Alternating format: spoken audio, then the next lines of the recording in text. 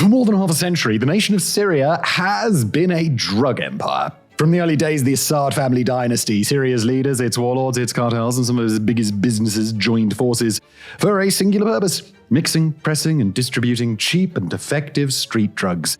With this, the Assad regime built itself into something that even the world's most powerful drug syndicates couldn't rival: a cartel that operates as a sovereign nation. Its product flowed across the entire world, coursed through the blood of its soldiers during over a decade of civil war, and put billions upon billions of dollars into the pockets of the Assad family and their cronies. Today, the Assad dynasty no longer rules Syria, toppled in 2024 and unceremoniously banished to Moscow. But the grand criminal syndicate still exists, pushing product all around the world despite ongoing efforts to bring it down. After half a century as Eurasia's most formidable narco-state, Syria's illicit drug industry is a cancer that will be terribly difficult to flush out completely. But it can be done, and hopefully this reborn nation will be able to do it. This is the story of the cartel that is modern Syria, and the critical work still required to bring it down. Try to understand the old Medellin cartel without cocaine, the Sinaloa cartel without heroin, or the modern Jalisco New Generation cartel without fentanyl, and your efforts are doomed to failure. There can be no drug empire without a drug to fuel the empire itself, and in Syria, the drug that makes the world move is known as Captagon.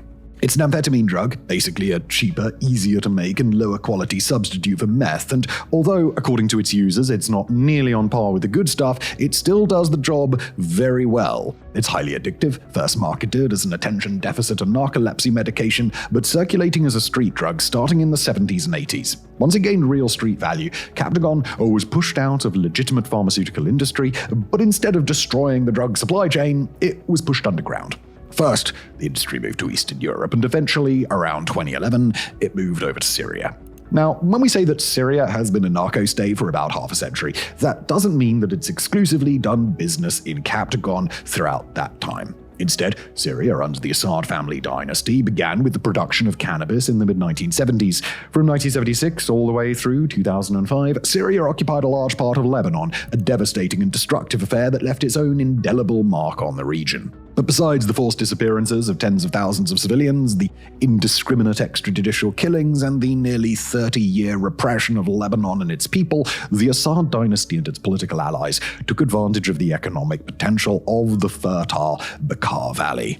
There, on critical farmlands east of Beirut, the Assad regime shifted farmers into the production of cannabis in absolutely massive volumes. Syria took advantage of the fact that its growing operations were technically done on someone else's territory, and the regime cooperated with traffickers, smugglers, and leaders in business to create what rapidly became a multi-billion-dollar economy. For the regime, the drug industry was a lifeline, allowing Assad and his cronies to continue a cycle of self-enrichment regardless of the international community's attempts to change their brutally repressive practices at home. But fast forward to 2011, at the outbreak of the Syrian civil war, and the Assad family's connections to the cannabis industry had diminished substantially. Lebanon's territory was no longer under Syria's control, and while a portion of Syria's drug industry did survive, it had shrunk in size while balancing its production of cannabis with the introduction of other drugs. Prior to the start of the revolution, Syria's narcotics industry was still meaningful, but it wasn't nearly as important as it once had been. Until, of course, the crush of international sanctions began, when the Assad regime made its choice in 2011 to resist the Arab Spring instead of bowing to the will of its people like some other Middle Eastern nations had done. The world responded with immense pressure on the regime's finances. But unlike most of its fellow Middle Eastern governments, the Assad regime already had a fallback option, with all the requisite experience, production infrastructure, chemicals access, and smuggling assets to turn themselves into a modern-day state cartel. This time, cannabis and other agriculture-based operations were a losing proposition. Crops could be targeted and burned, bombed, or even captured. Harvesting operations required conditions that were now unrealistic, and the drug would be too easy to track as they moved through international markets. Captagon, however, has a much better option. It was a synthetic drug using cheap ingredients, and it was easy to make at sale quality. It could be produced by way of small, decentralized operations working out of a basement or garage with little more than a basic pill press, easily hidden from outside scrutiny and easily relocated in case of attack. Despite how easy it already was to produce, Captagon could be watered down even further, seeding the supply with counterfeit pills using caffeine and fillers, and at times mixing them in with the proper stuff in order to cheapen the costs of production even further. From there, those pills could be sold off within Syria, or they could be smuggled out easily using a combination of state transshipment networks, illegal or semi-legal smuggling operations, and shipping under the veneer of a legitimate business. Again, it's highly addictive, but it's also cheap to buy, opening up a massive global market by seeking business from people who would otherwise struggle to afford a fix.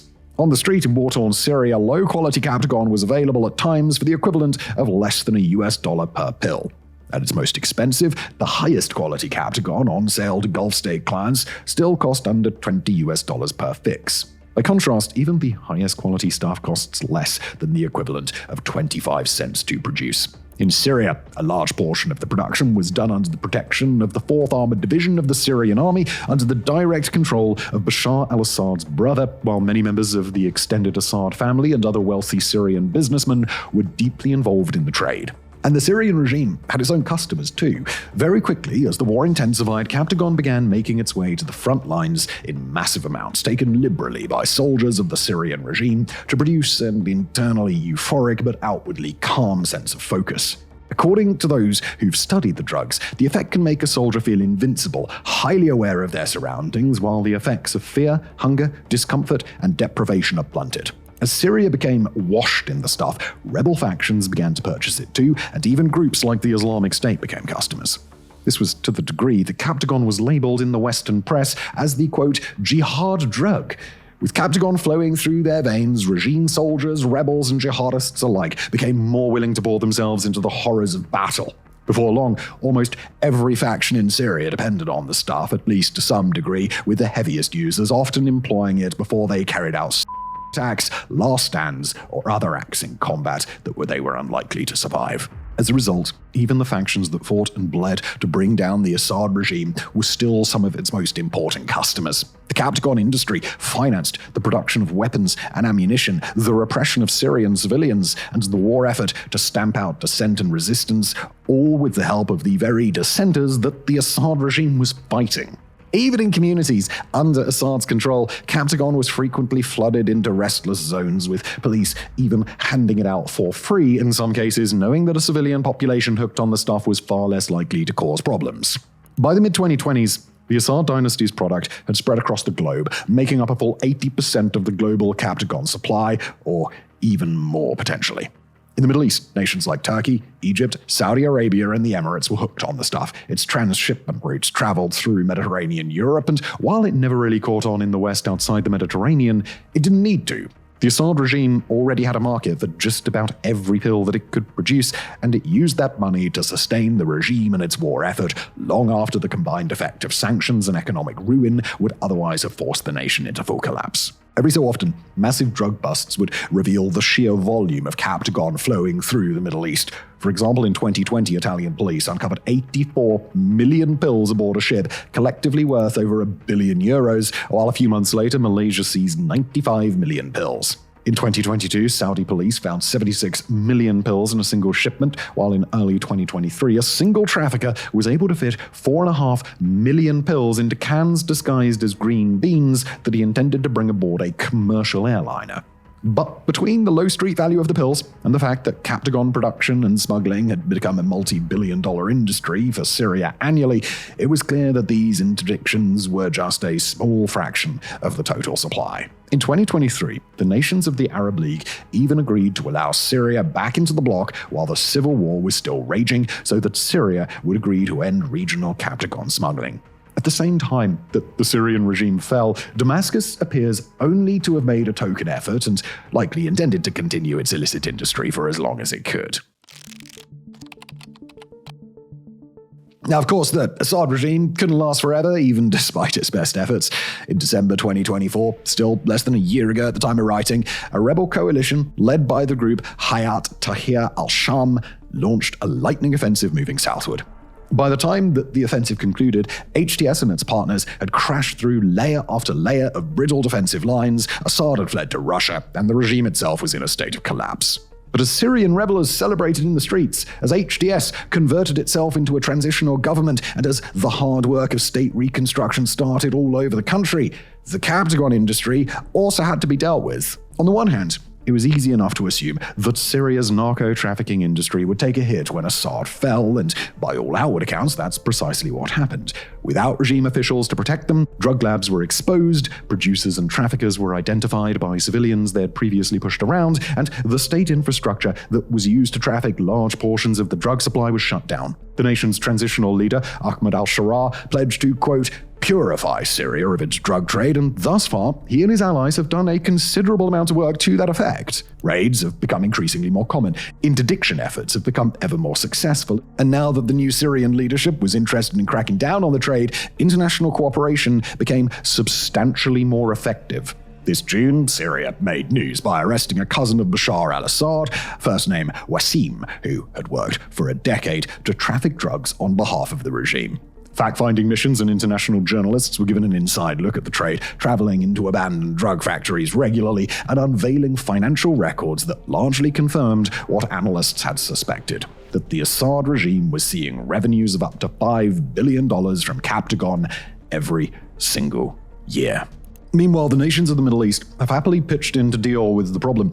In January, Syria and Jordan inked a deal to work together and end the trade. In March of 2025, Iraqi officials made one of their biggest Captagon interdictions ever, seizing 1.1 metric tons of the stuff inside a box truck after it had been smuggled across the border from Turkey. In Saudi Arabia, in Syrian Kurdistan and elsewhere, smaller busts now regularly make the news, often with states identifying operations as they cross borders and before the drugs can be offloaded and distributed nationwide. Saudi Arabia rapidly accelerated its prosecutions of drug traffickers up to and including executions with the help of the information that Syria can provide. Back in Syria, the new Damascus government made a landmark announcement this June when it announced that every Captagon production facility across all of Syria now has been seized and dismantled. But as impressive as the new Syrian government's efforts have undoubtedly been, Syrian and global observers largely agree that the reality is not so simple. Captagon is still being produced all across Syria. Labs and factories do still exist, and despite the positive headlines, there's reason to believe that the industry could take root within Syria again. To understand why, we've got to understand what enabled Syria's drug industry in the first place, how it was structured, and the nature of the groups and organizations that it depended on. For one thing, the fact remains the Captagon laboratories are designed to be hard to detect, low to the ground, highly mobile, and operationally flexible. That was useful during the Civil War, but it's even more useful now as smaller laboratories with a lower footprint and more savvy operators were able to pack up and relocate before the new regime could get to them. Again, these are laboratories that can operate in basements, garages, remote abandoned buildings, or even inside box trucks where smuggling is easy to disguise and hard to detect. And not only that, but Syria's internal security forces are under-resourced, poorly managed, and opposed by local militias and paramilitaries in many parts of the country, creating a lax enforcement environment where these small labs can just operate freely. Whether it's Alawites on the coast, the Druze in the south, Kurdish paramilitaries in the northeast, or anybody else, the push and pull between the Syrian government and these local communities create instability that drug manufacturers can exploit. In some parts of the fifth country, local leaders are known to still willfully harbor the drug trade and profit off it directly. And now, as much as ever, local officials are easy to avoid and easier to bribe, while there are so many weapons in circulation that drug traffickers can very easily make themselves into a problem that's too big for ordinary patrolling forces to address. Finally, there's the unavoidable reality that even Syria's new leaders have financial incentives to look the other way. Even if support for the trade isn't institutionalized, individual, high-ranking officials stand to profit as long as they can stay hidden. And from an official perspective, unfortunately, it is very difficult to look away from $5 billion a year in revenue, and while there's only very scant evidence to suggest that Syria's transitional officials endorse the trade in any way, it's impossible to deny the temptation. Then there's the degree to which Syria's drug trafficking networks are already entrenched across the country. Armed organizations that bear no loyalty to either the new leadership in Damascus or their enemies are able to secure smuggling routes and oversee transshipment with near impunity. Pro-Iran militias, especially those tied to the Hezbollah organization, are especially good at the smuggling element, and often relationships with border guards and local officials have been uninterrupted by the federal transition of power. Some of the production of Captagon has been outsourced to Hezbollah territory in the Bekaa Valley in Lebanon, the same place where Assad-era cannabis was grown decades ago. The same is true in Iraq, where a combination of powerful local militias and a weak government create a prime opportunity for producers and traffickers to spread out their operations. When it comes to moving component materials into Syria, and when it comes to moving finished drugs out, these smuggling routes often run circuitous routes through multiple other nations, increasing the chances of a random interdiction, but they do make the overall supply line much harder to identify and track.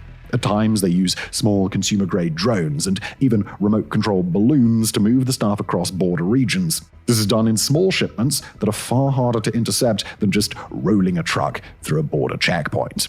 Turkish-backed militias are believed to also be a part of the operation, despite their direct backing by the nation of Turkey itself. And critically, the Captagon trade isn't just the purview of organized criminal groups. Legitimate businesses have been involved in the trade for years, to the point where they, too, would now stand to lose if it ceased to exist entirely. All the while, demand remains the same, with billions of dollars available to those who can find a way to continue their operations. So, while the state-sponsored architecture of the Captagon industry has been dismantled, that's not the same as the industry itself having been dismantled. Instead, it's been decentralized and spread out across both the nation of Syria and the wider region. The work is far harder than it used to be, more complicated, more vulnerable, but it's important to keep a bit of perspective. For Syria's Captagon industry, the protection of the Assad family dynasty was a luxury. When that protection went away, their work didn't become impossible, it just became as difficult as every other non-state-sponsored narco-trafficking operation across the globe. And with so much pre-built infrastructure, so many international connections, and so much experience running an industry, it should be no surprise that Syria's Captagon dealers were able to make the transition.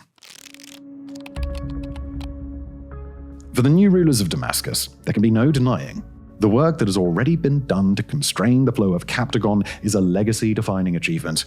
For a transitional government that's presided over devastating violence against Syrian minorities, that's been accused of authoritarian backsliding, and that has tremendous amounts of work left to do before Syria is rebuilt, their level of success against Captagon still deserves celebration. But there's a real danger in the Syrian government choosing to declare victory, because it dismantled the Syrian narco-state when the narco-trafficking industry still exists. There are answers, of course, and it's not a foregone conclusion that Syria would become the Middle Eastern equivalent of Mexico with powerful cartels in command of large portions of the country. But some elements of the solution will be easier to implement than others, and it's an open question both in Syria and around the globe whether the nation's current leaders are the right people to put those solutions into action. Among the more straightforward steps that Syria could take would basically be a continuation of what Syria's already done. Continue to hunt down drug manufacturing infrastructure, but shift their focus from the large-scale manufacturing centers that make for easy headlines and start paying more attention to small, mobile operations that they can interdict. As of now, it's not clear whether those smaller groups make a habit of operating in territory that Damascus controls, but at the very least, Damascus can ensure that they don't. If it acts in coordination with its richer Middle Eastern partners, Damascus could also relieve some of the other problems with its security forces, at least temporarily. By soliciting funding from Saudi Arabia, the Emirates, Qatar, or another wealthy partner to pay its soldiers and finance its operations, Syria could keep a larger portion of its military happy and under its direct control as long as it can keep the arrests and interdictions coming in return. And speaking of international cooperation, Syria and its partners can work to more effectively sanction the legitimate financial assets of people and businesses who enable the drug trade, and they can focus their law enforcement attention on better mapping the international smuggling routes that the trade depends on. That, however, is just the easy stuff. The real challenge for Damascus will begin when it tries to better address the drug manufacturing and trafficking that happens in areas it doesn't directly control. In many cases, that trafficking is overseen or allowed by groups with no intention of working collaboratively with Syria's new government and no trust in the government to come keep order, even if those local leaders don't approve of the drug trade on their territory. In some cases, Damascus even has reason to believe that armed groups would act violently if state security forces were to try to intervene directly. Of course, that also assumes that state forces could get their act together for long enough to engage in counter-drug operations, or that they could keep their operations focused without descending into sectarian violence. Neither of those are reliable assumptions right now. It's likely that any attempt to address the drug industry in those areas can only be effective after the Syrian transitional government has engaged in seemingly unrelated reforms.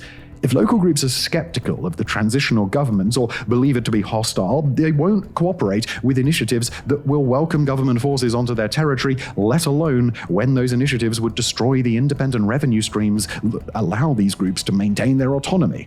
Syria will also need to counterbalance the local influence of drug lords in regional and municipal politics and in propping up local economies when the national government is failing to do so. Remove local dependence on the drug trade, and Syrian forces will be more able to eliminate the drug trade itself. But in order to reduce that dependence, Syria would need to build public trust while presenting stable, legitimate economic alternatives that communities can rely upon. Right now, public trust in Damascus is at a low point in some of the most critical areas: autonomous Kurdistan, the southern regions controlled by the Druze, and in areas where the Alawite minority, previously privileged under Assad, still maintains a strong local presence.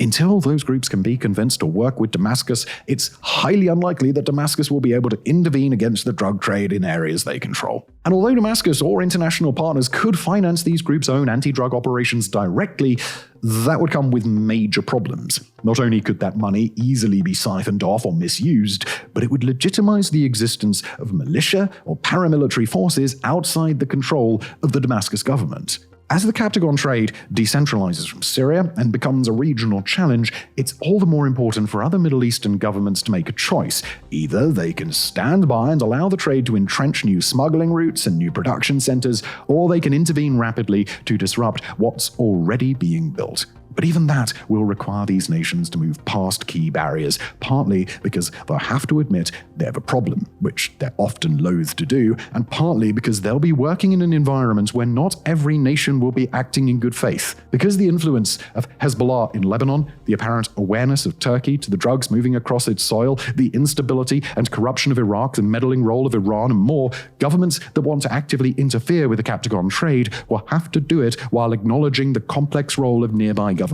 Sometimes these governments will agree to collaborate in public while actively undercutting law enforcement operations in private. Sometimes they'll just refuse to engage, while others will try to act in good faith before learning that they can't gain the compliance of corrupt officials who directly stand to benefit from the trade as it exists today. Despite the substantial obstacles facing Damascus and the rest of the Middle East, it's important to emphasize that this battle is not lost. The region does still stand a chance at preventing the Captagon industry from becoming a fact of life, disrupting it where it exists today, and working proactively to stop it from taking root tomorrow. But this isn't a problem that can be solved in isolation, and especially not in Syria.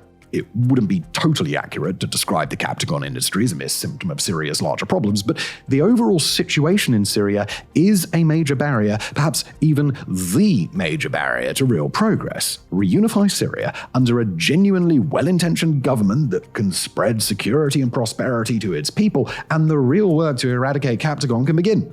But if Damascus ignores the larger problems at hand, or if its work to reunify Syria continues to be insufficient, then it would be foolish to assume that the Captagon industry is going anywhere. Narco-traffickers thrive in Syria because of the way that Syria works today. Fail to change that, and Syria's new leaders will be unable to change anything. Thank you for watching.